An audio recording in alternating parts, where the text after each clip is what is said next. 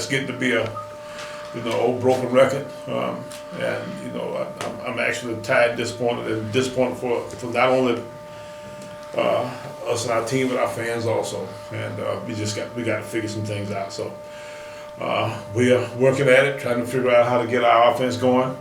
A little bit concerned because LA did get banged up a little bit, and he's a little bit beaten up in the shoulders, but at the same time, he's planning on playing. We'll see where we're at later on in the week, and at that point, we'll make a decision. But we would like to try to do all we can to try to figure out how to get this offense going again, because the fact that we hadn't scored in quite some time now, is a little bit of an issue. It's actually a lot of an issue. So that's what the deal. That's what the big deal is for us right now. And we're gonna see where we can get to from here. Is depth a problem? Huh? Is depth a problem? No. You know what? We got two of everything. I almost feel like North in that way. We got two running backs. We got two centers, two tackles, two guards, everything. And we played a lot of folks, so the depth is not the problem. What's been the problem is the fact that we've been too inconsistent in our play.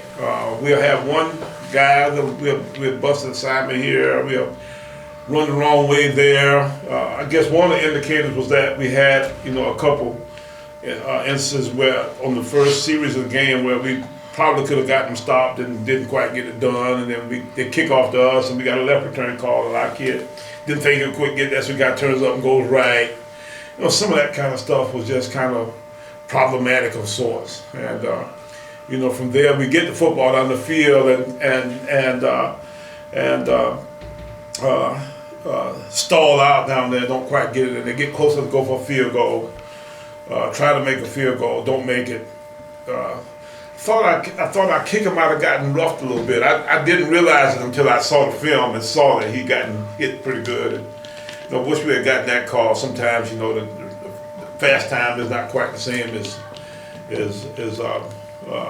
video time, but at the same time we can run it back and forth. But at the same time, that'd been a big play for us at that time, because that would give us another opportunity to at least go down and get a little bit closer to some of that kind of stuff and try some more. But we just couldn't seem to kill nothing. Nothing just wouldn't die. So we are working to get rid of now for Furman. Trying to put that behind us. We met yesterday. We practiced yesterday, and I think our guys all understand what our circumstances are, understand what our situation is, and at this point we got to figure out how to make something happen pretty fast. Do you deem this Furman game a must-win?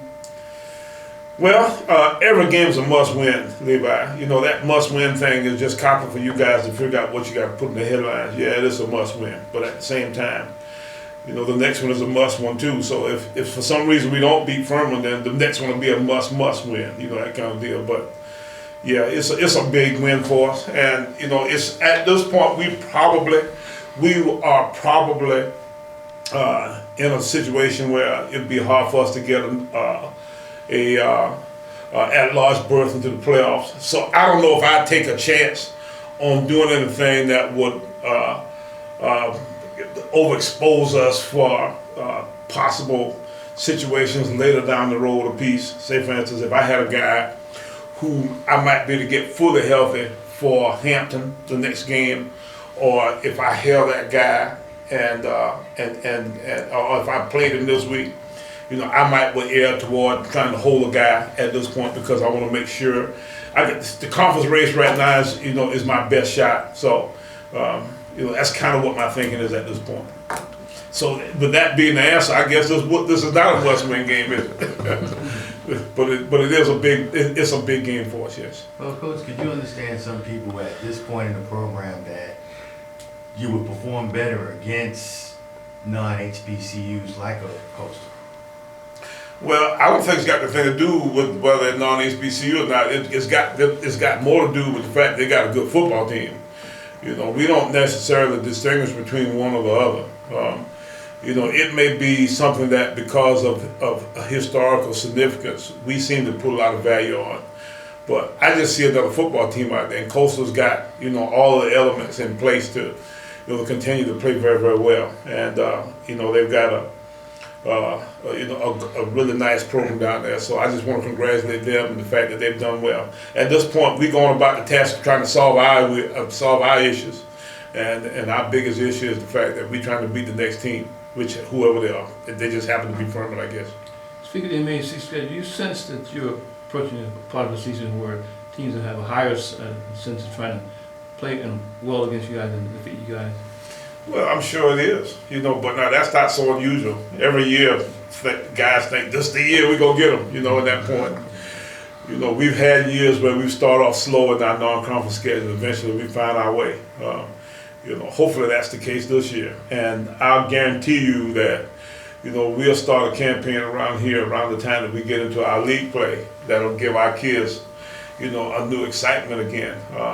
Not to say that they're not excited about playing now, but everything is a situation to itself. You got to figure out exactly how to make that particular situation as big as you possibly can. The Furman game this week is a biggie for us, and Furman's really good, and they've got that defense is as good as any of the three defenses we played all year. It's as good as Clemson. It's as good as Coastals. It might be a little bit even better than Coastals. And of course it's better than the rest of the teams we play. So Furman's going to be a tough challenge for us. So it'll be a big, a real big event for us to get ready for this coming Saturday. Defensively, what do you think is just missing from this group? It doesn't seem like they're playing with the fire that they did from last Our defense? Yes. People. We lost the entire secondary. You don't have anybody back in the secondary.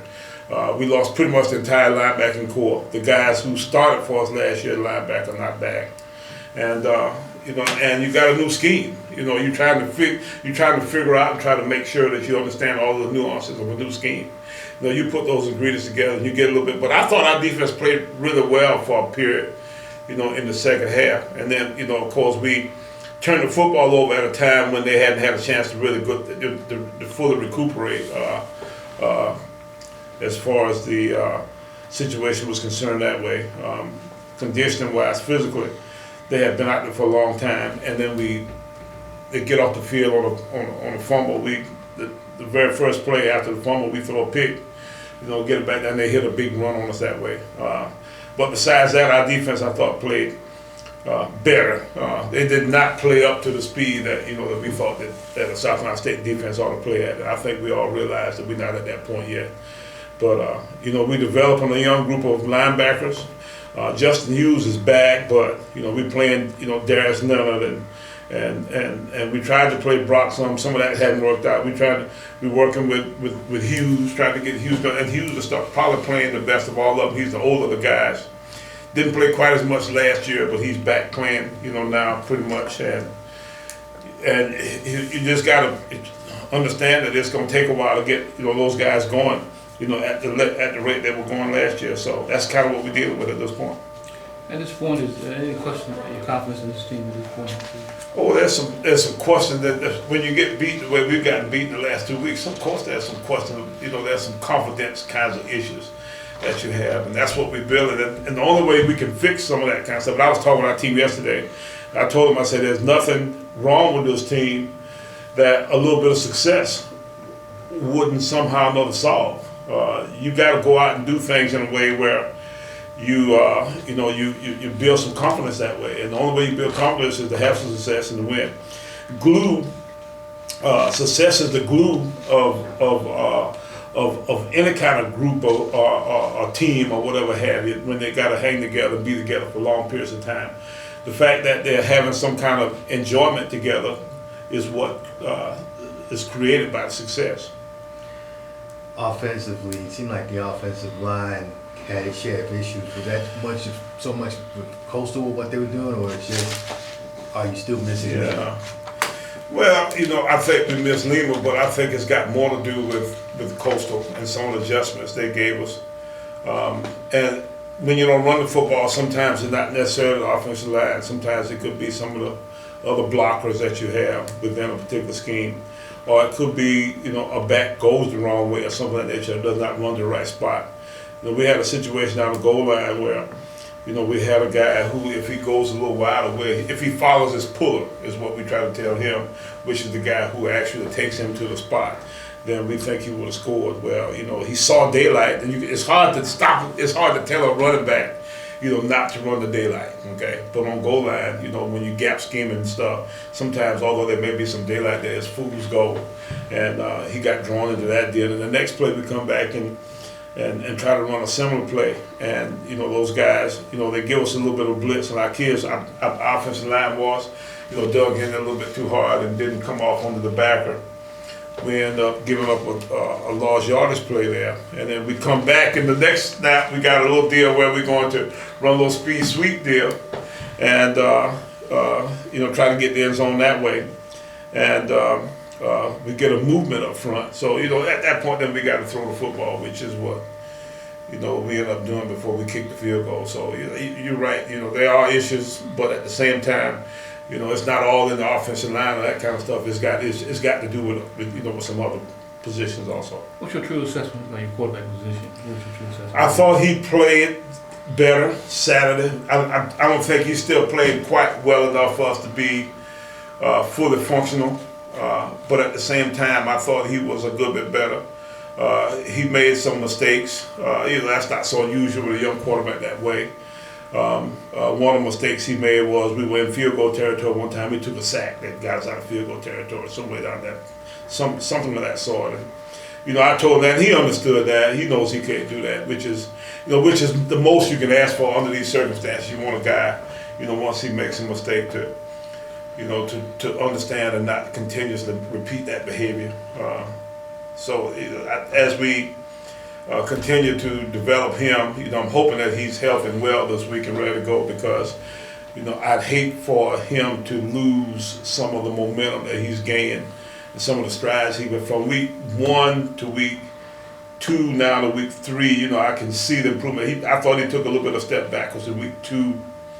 But then week 3, I thought he played a good bit better, and we were hoping to see some building and some improvement on that play that he had this past weekend to get to the point where we could actually, you know, think that he was a live, willing participant in a high-speed operation. But we're not quite there yet.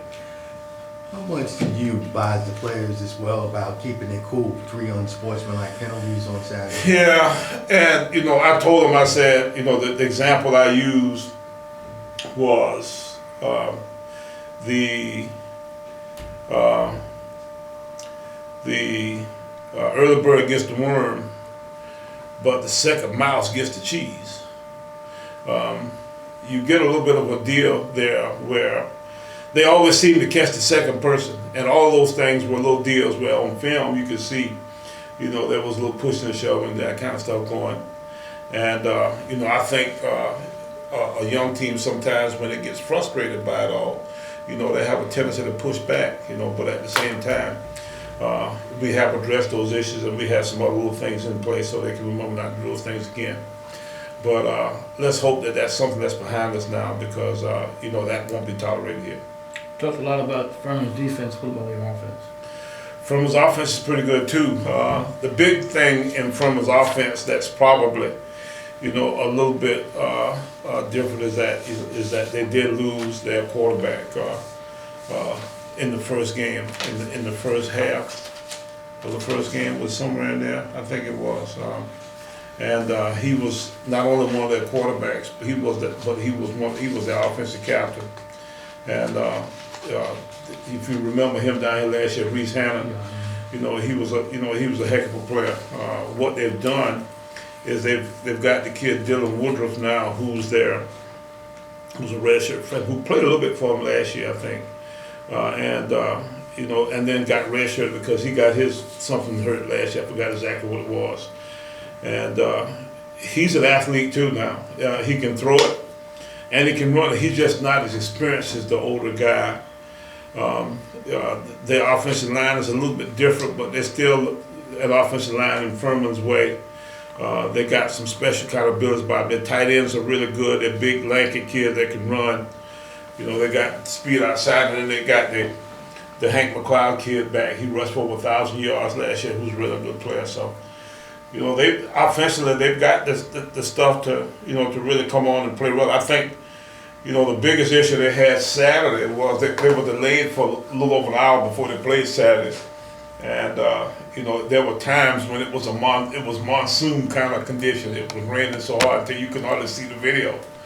So a lot of what happened with the game Saturday, the 10-7 loss that they had Saturday to Presbyterian, was due to the elements. And you know, I think both their offense and defense, you know, are very similar to what they were last year. The team that came down here and beat us last year, and then of course they continue to kick the ball very well. They've got a freshman. I think he might be a redshirt freshman kicker from over Greenwood, South Carolina. His name is Hollingsworth. He punts and kicks for him, believe it or not. And supposedly he's really good. So you know, I'm sure that adds to the issue. You know, the special teams game, he kicked a 50-some-yard field goal against Mercer a couple weeks ago. So they got all the parts in place to come down here and give us a real tough season Saturday. After 2 straight losses and now it's your home opener, how much are you hoping that there'll still be a good opening crowd showing? Well, let's hope so. You know, I think we have a good crowd. It's the first game of the year. It's Youth Day. It's Hall of Fame Day. You know, we got enough things around the game besides the fact that, you know, I'm hoping that all the friends and fans from the community come and all of our student body comes. You know, that's the big deal, to get everybody out to come see this game on Saturday, because we need all of the inspiration we can get. We need all the life and noise that we can get on our side for this game Saturday. What about leadership? Is it focusing where you can actually tell it's actually making a difference in some You know what? situations? You know, it's hard to be, you know, great leaders when you have, you know, adversity going on. But you know, we've had a pretty calm being about us, and we've got some good, strong personalities on this team. That's another reason why I'm hoping LA, because LA has really started. Adrian Collett has really started to kind of assert himself, you know, in that kind of way. But you know, we've got guys, you know, all through this team. Scoot Simmons is a big guy as far as this team is concerned, and he does a nice job of making our guys understand some things that way. Our offensive front's got some good, strong leaders in it, guys like, you know, Dominique Wilson and Devin Flower. Those guys are senior guys, you know, they have been through the wars before and understand. On defense, you know, you got the Glovers and the Carters and the Hargraves and all those guys. So you got some guys on this team, you know, who've been through it all and are not going to panic. And you know, are continuing to work to make sure, you know, they do all they can to you know, to give us an opportunity to be the best team we can be each week.